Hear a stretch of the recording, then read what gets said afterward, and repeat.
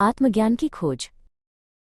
बहुत समय पहले की बात है। महान योद्धा भार्गव परशुराम ने अपने जीवन में अनेक युद्ध लड़े थे। विजय प्राप्त करने के बाद भी उनका मन अशांत था।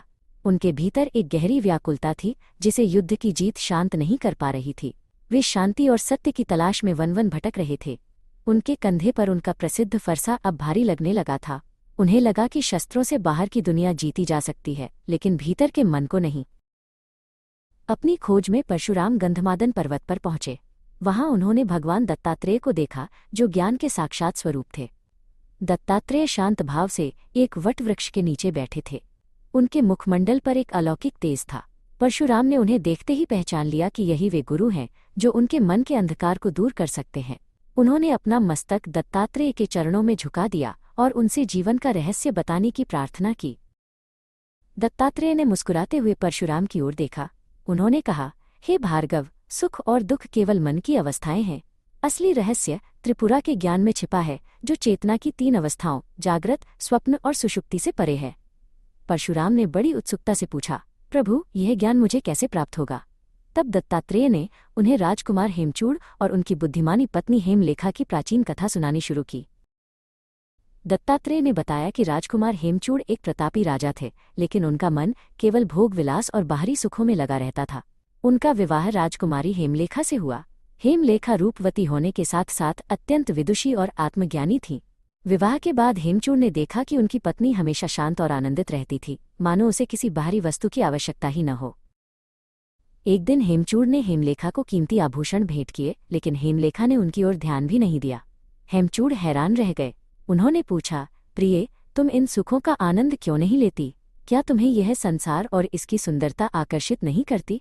हेमलेखा ने शांति से उत्तर दिया, महाराज, जो सुख आज है और कल नहीं, वो सच्चा सुख कैसे हो सकता है? मैं उस आनंद में रहती हूँ जो कभी समाप्त नहीं होता। हेमलेखा ने हेमचूड़ को समझाया कि ये शरीर और ये संसार एक दर्पण की तरह है।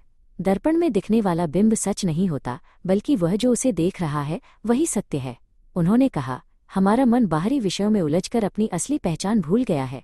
असली त्रिपुरा देवी हमारी अपनी शुद्ध चेतना ही है, जो हर अनुभव के पीछे साक्षी बनकर खड़ी है। हेमचूड़ को अपनी पत्नी की बातों में गहरा सत्य नजर आने लगा। हेमलेखा के मार्गदर्शन में हेमचूड़ ने ध्यान करना शुरू किया। उन्होंने अपनी इंद्रियों को बाहरी दुनिया से समेटकर भीतर की ओर मोड़ा। धीरे धीरे उन्हें समझ आने लगा कि महल, धन और शक्ति केवल क्षणभंगुर परछाइयां हैं। असली शांति तो आत्मा के भीतर है। हेमलेखा ने उन्हें सिखाया कि कैसे अपनी चेतना को उस बिंदु पर स्थिर करना है जहां विचार शांत हो जाते हैं और केवल होने का बोध बचता है। समय के साथ राजकुमार हेमचूड़ एक आत्मज्ञानी बन गए। उन्होंने जान लिया कि पूरी सृष्टि उस परम चेतना त्रिपुरा का ही विस्तार है।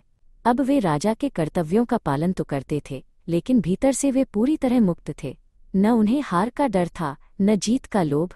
दत्तात्रेय ने परशुराम से कहा, हे परशुराम, हेमचूड़ की तरह तुम्हें भी अपने भीतर के उस साक्षी भाव को जगाना होगा।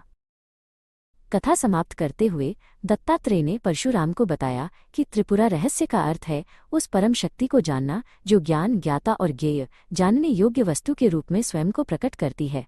परशुराम को समझ आया कि उनका असली युद्ध किसी शत्रु से नहीं, बल्कि उनके अपने अज्ञान से था। उनके मन की सारी उलझनें सुलझने लगीं और उन्हें वो शांति मिल गई जिसकी वे वर्षों से तलाश कर रहे थे। परशुराम अब एक नए व्यक्ति बन चुके थे। उन्होंने दत्तात्रेय को प्रणाम किया और उस दिव्य ज्ञान को आत्मसात कर लिया।